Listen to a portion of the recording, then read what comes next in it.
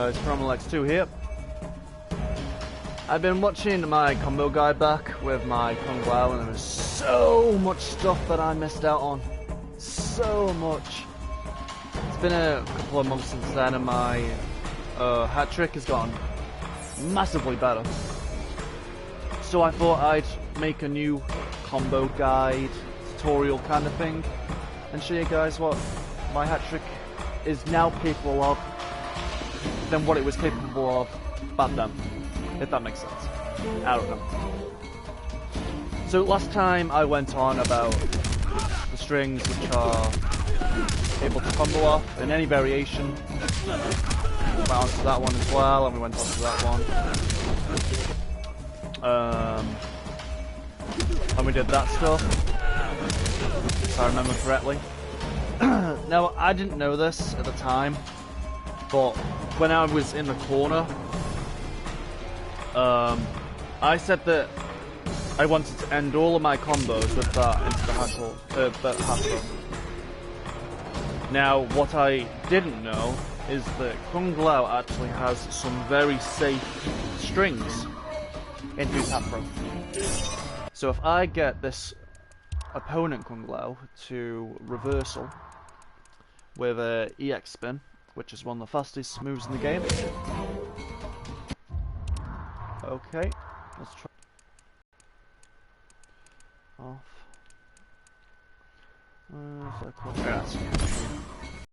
So I didn't know this, but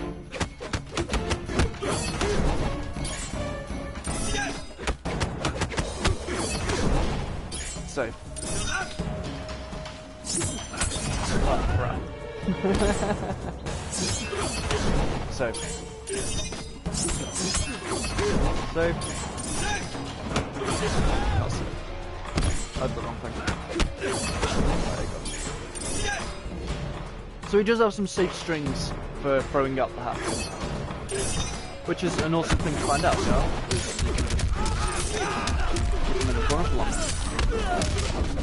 You can predict your opponent's waking up and doing something that's punishable.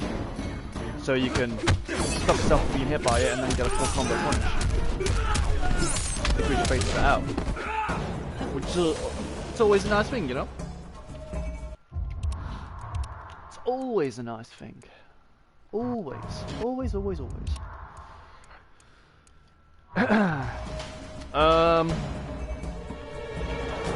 So yeah, I'm just gonna be like remaking the Kung Lao hat trick kind of thing. I just felt pretty bad because I know that I missed out a lot of stuff that Kung Lao is capable of. So I feel like I should do him justice and actually show you more about him, if that makes sense. A lot more about him. So, without further ado, let's try and do this, and I will go back to the whole basics. Kung Lao's main strings, these are strings that you're going to be wanting to do throughout the whole game, are 1-1-2, 1-2, 4. You can stagger these into a 1-1 or a 1-1-2, 1-2. You don't have to do that one all the time. Now that move is fantastic on block, and I'll tell you the reason why. If you're against someone that loves to block, you can do this. Or this. Oops.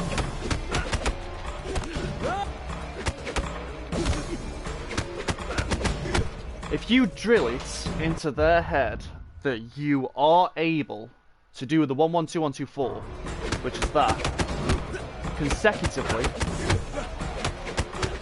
as soon as you do that 1-1, they're going to keep blocking. There is no way they're not going to keep blocking. They're going to let go of block, that's what I meant. There's no way they're going to let go of block, because they know that you know all this. So as soon as you stagger that,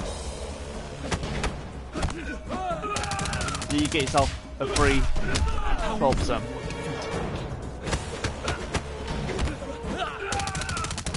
You can do the same with the back 3-2-1, which is that. You could just do a back 3 and then grab, or a back 3-2 and then grab. This all depends on if your opponent's respecting you enough. If they're not, and they're just, you know, down poking or whatever, then it's not going to work. you know, that they don't know frames and that. But yeah, you can stagger anything. This move here, I didn't go on about this last time, but there's a gap. There's a gap in between this move. I'll show you now. Reversal on. There you go. It is not a good move to go for. The only reason I would use that spring is for the punish. Like that. Because it has good range on it. You know, it's got really good range, so if you can bait something out and then get in with that, you know, it's a good punishable string. It will hit 99% of the time. The other move that has a gap is the 4-4. These two moves can be backdashed as well. If I get my opponent to backdash as a reversal. Dash backwards. There you go, and there you go. And of course, if you backdash it, you won't be getting your special move because something's got to connect. And because nothing's connecting, you can't throw your hat out. You can't do a spin, you can't... Yeah. So the other way around that is to do it on your first string. Maybe. Nah. Yeah, mostly that'll be useful punch. So baiting your opponent to do something, blocking it, and then getting a punish on it. Your back 2-2 is still a massively amazing move.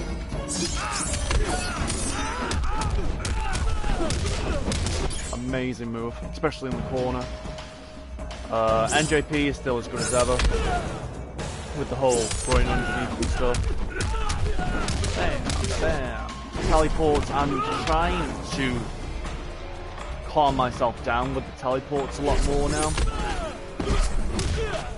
They're very punishable. If your opponent predicts it, they can just down one you and get the combo. Get a good down one and then yeah. So yeah, your main strings really your back 3-2-1, or your back 3-2, or your back 3. Your 1-1-2, 1-2-4, or staggered into anything else. You can check your opponent with forward 2. Don't go all the way with forward 2-3. Just check in with forward 2. Put on check.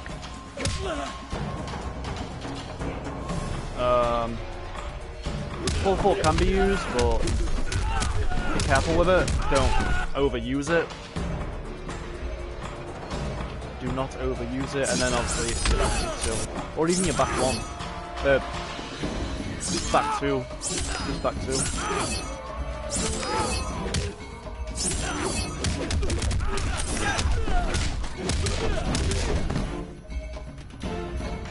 So yeah, they're like the main strings that you'll be using, your main specials.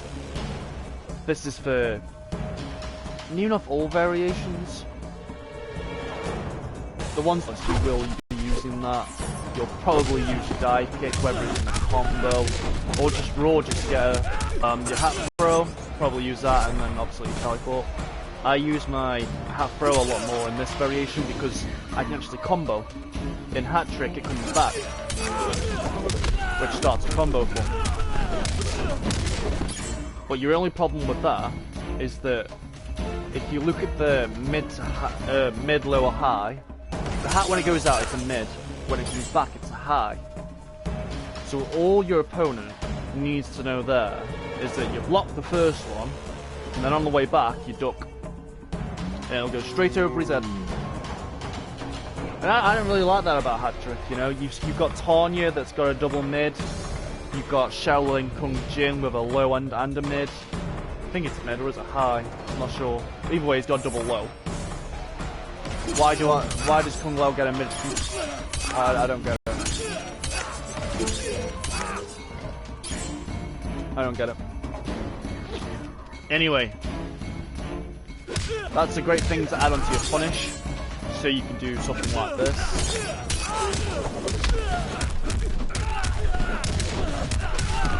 37% punish. It's not bad, it's better than doing that. You know, 12% better.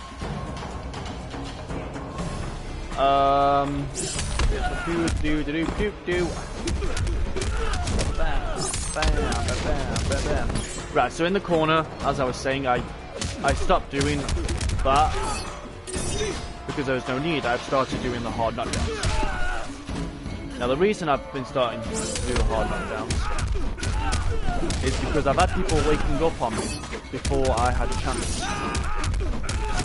to do the armor breaking string. Before I had a chance to get that, they were waking up with a move that stopped me. Specifically, Nivik. Nivik's the one that showed me that ending a combo with... oh crap. Ending a combo... oh my god. Bam! Bam, bam, bam, bam. Ending a combo with that is not a good thing to do. You can get up really fast because it's not a hard knockdown. But then as soon as I started hard knockdowning him, that's not even a word, but oh well. As soon as I started doing that, he couldn't do anything. He had to respect. He had to wake up block in respect for that string. So, yeah, hard knockdowns. That's all I'm going to say. Still the same combos as last time, you know, if you got your hat out, you're doing all this. It's still the same, but now it's ending with a hard knockdown, and then it starts all over again.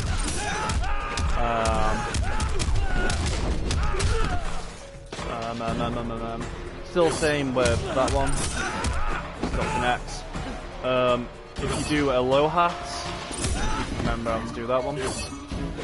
It is good to do with that string, your 1 1 2 3 4, but never try and connect it to your forward 2 3 because it is such a tight hitbox, you would not believe it. It is so tight. It can be done, but you've got it. It's cool.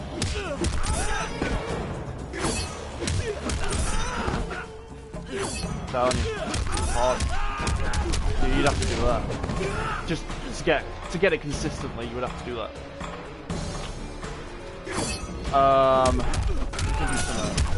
That stuff, but yeah, it's mostly exactly the same as it was before. It's just ending the combos with a hard knockdown, which prevents your opponent from straight away waking up and getting out of the corner. What I am finding to be a really good tool is to just back up slightly, you know. You're in your opponent's face, you're doing all your stuff, okay? So you back up a little bit. And now your opponent's thinking, oh, okay, he's letting me get out the corner, maybe I'll do a jump, maybe I'll use the interactable. And then just at the right time, you do a back two.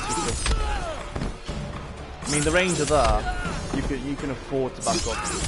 And you might do a wake up in prediction. You know, if you're doing all this and then you just do a little backdash, you might do a wake up which whiffs, which misses, in which case you get that for free. You get that for free. Or you back up a little bit and he tries to do something, bam. You know? But you can combo that as well. Like that. Into the setup again. You can try this one, but I'm having a really hard time getting it to connect. I don't know why, it's not even that hard. Oops. Bam, bam, bam, bam, bam, bam. Thank you. It's not that hard to connect, it's just back 3-2, hack callback, it's weird. It'll cancel out the 2 and just do the hack callback instead.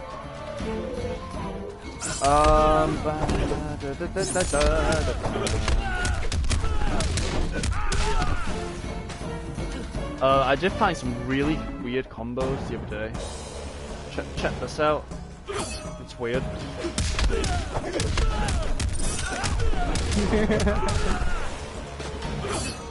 Oh crap.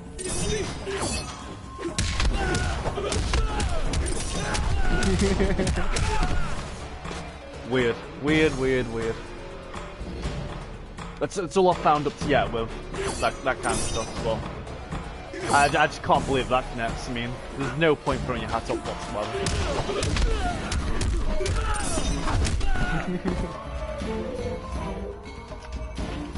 So yeah, your main thing in the corner is just to keep your opponent constantly thinking, overthinking. Make him respect you, get your strings in, stagger your strings, do your grabs, do your overhead, do your downfall. Downfall's an amazing move, guys. I can't even tell you how great that move is. You know, if you do it so many times, they're going to start blocking, and that's when you just wreck them after that.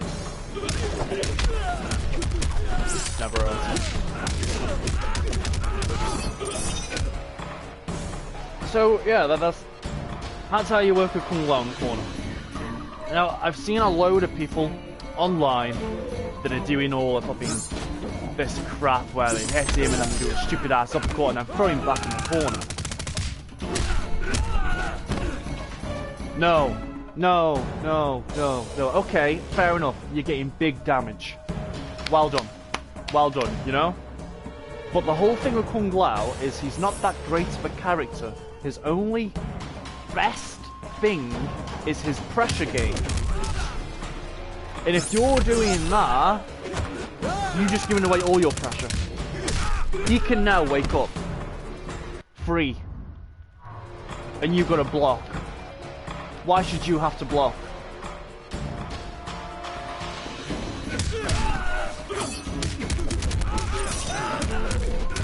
There's no reason for you to do that. Hard knockdowns. And if you're using Tempest, you really shouldn't be doing that. Because Tempest can armor break everything in the game. Everything.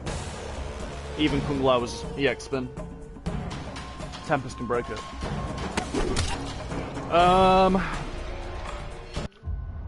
So what I'll get into now, really quick, is just showing you what I do against an opponent when they're blocking all the time. Because obviously it might be a bit difficult for Kung Lao to get anything going when your opponent's just blocking high all the time. Obviously you're not getting any combos because he's only got an overhead and mids. So block mode always. So is he gonna backdash now? No. So what I do if an opponent was blocking me, let's say if it was jumped in, it'd just be stuff like that. Maybe not that.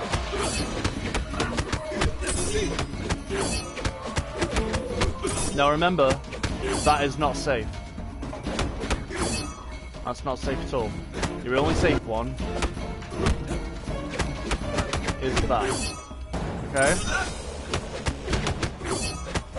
Now the only reason I am doing the 1-1 into it is your opponent, at this point in the game, my opponent will be thinking, no, this guy knows Kung Lao very well. I'm not going to stop blocking after 1-1. Which gives me a free hat throw. And as soon as he sees that hat throw, he's going to think, oh, well, it's my turn to attack. And that's when he gets hurt. Does that make sense? So as soon as you see that hat throw, your opponent instantly thinks, oh, he's just thrown his hat out, it's my turn to do something. Let's press the button. But then you get him. If he was ready at the very start, if he predicted I was going to do it, he'd get me. But if he's reacting to my hat throw, he's going to get hit. Other great things is that stuff like that. It's just staggering some of your stuff. Stay in your opponent's face, you know. And then whenever you want to, just throw in a grab. Grabs are great, guys. Kung Lao with grabs. It's all you need, honestly. All you need. Right. What I'll go into now is stuff that I've learned from some of the big guys out there. Like, Madzin and Nivik, used for glue, Storm. I'm trying really hard to keep my feet on the ground. Because as soon as you jump, that's it. As soon as you jump, you can't block. You're in your opponent's hands. And you might think, oh no, that's not how it works. Movement. Movement. Jump forward. So if you see your opponent jumping forward towards you, all you've got to do is a stand-in one at the right time.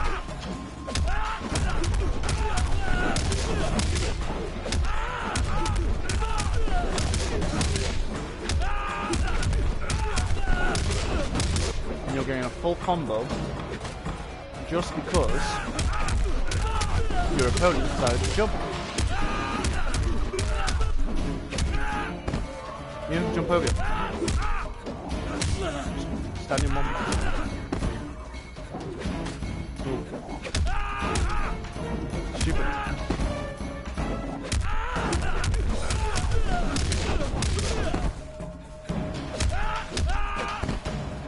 You could also do this with predicting the jump and jumping at him at the same time.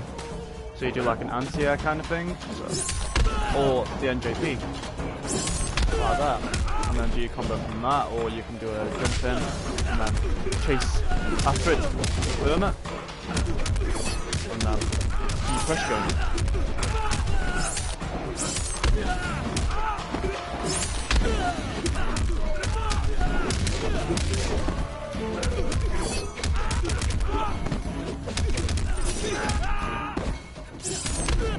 But yeah, you guys know what I mean about from that. You know, just by realising the jump, you can just anti-air him, stand in one, and get a full combo on him. Just because he decided to jump. And this is where the whole Footsies aspect of the game comes in. So each character has a different jump in distance. Yeah? So Kung Lao, it's pretty big, you know? So if I'm against the Kung Lao and I know for a fact how big that jump in space is, I can just stand around this area and bait him to jump. And if he does jump, well, I'm baiting him. I've already predicted you're going to do it because that's what I'm trying to make you do. So as soon as you see the jump, that's when you anti-air with your standing one, that's when you get your full combo, that's where you take him all the way to the corner, and that's where you're playing Kung Lao's game. You know, mid-screen, you're playing Mortal Kombat. In the corner, you're playing Kung Lao's theme park of fun. It's just that fun.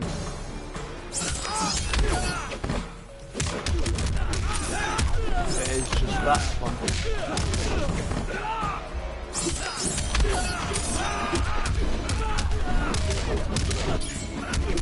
Well, I think that's about it, really. The things that I wanted to add on from the last one. There wasn't really much I really needed to add on. I just felt kind of bad. You know, there was a lot more to do with Kung Lao than what I showed in that little video. So, yeah, I hope this one's a bit more helpful. Like I said last time, if you want to learn the 1-1-2-1-2-4, go into practice, select hat trick, and just keep doing your that into that, and it'll slowly get easier and easier. You just gotta keep trying. Reset, do it again. If you mess up and it doesn't combo, do it again. Just keep doing it. And sooner or later, that 1-1-2-1-2-4 will not be hard anymore whatsoever.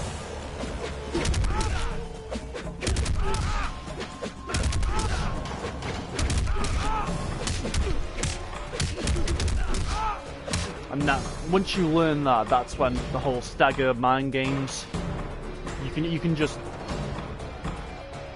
run around your opponent. You can get into his head and things, but you need to learn that.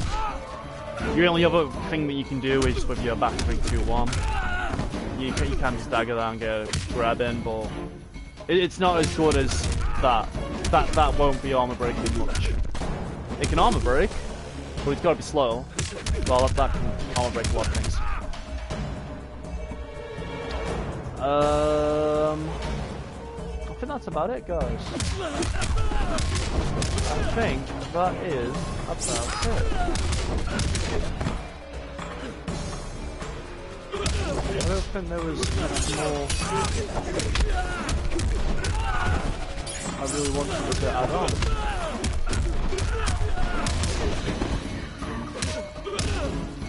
I don't think. That was new. Never tried that before.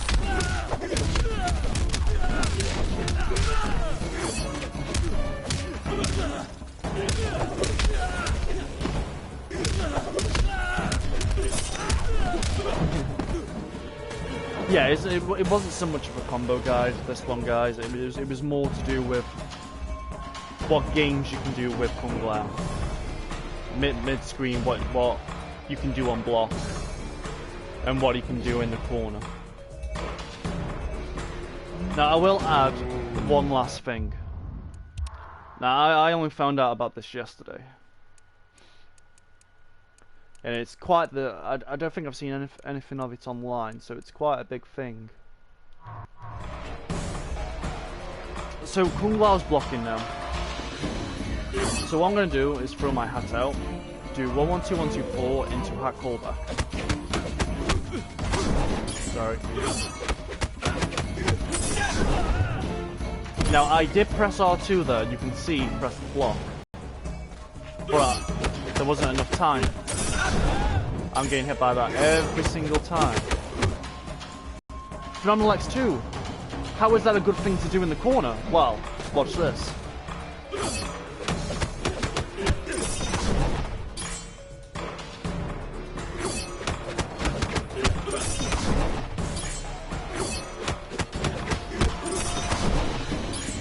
Somebody explain that to me.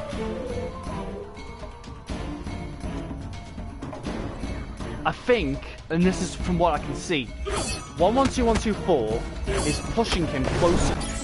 Wow. Pushing him closer to the hat. So the frames take longer. Let's say, like, he gets hit as soon as you call that hat back. He gets hit. But when you're in the corner, it looks like it's at the very end.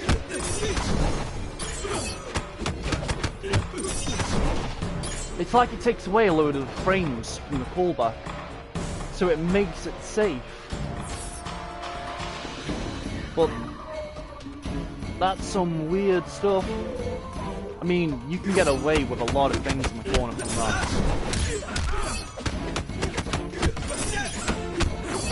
Oh, no, another thing, sorry guys.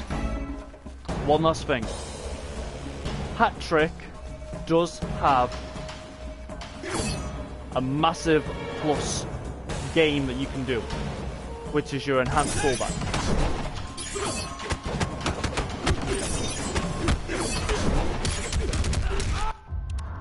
This move, enhanced callback, is plus 13 frames on block, meaning your opponent can't do anything for 13 frames, meaning that you can continue your pressure.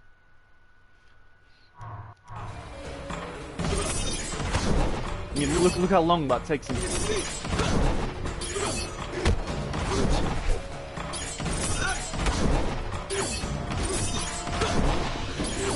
So you can do all this, and then I tried going into another one, stuff like that.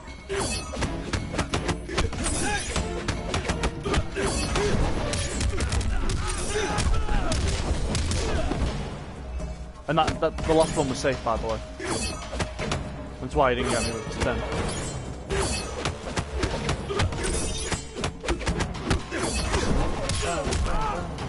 Yeah. a very good tool. A very, very good tool. Because if your opponent's not predicting it, then they might not even know that it's a true block string. It's a it's a frame trap. Let's call it that. It's a frame trap. So as soon as you're done with that, they might now start pressing buttons because they don't know that we're plus 13 and they're wherever they are. Don't actually know what they are.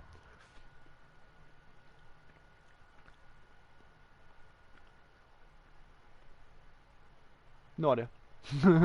Oh, here we go. No. I don't know, someone comment and tell me how many frames they're staggered for.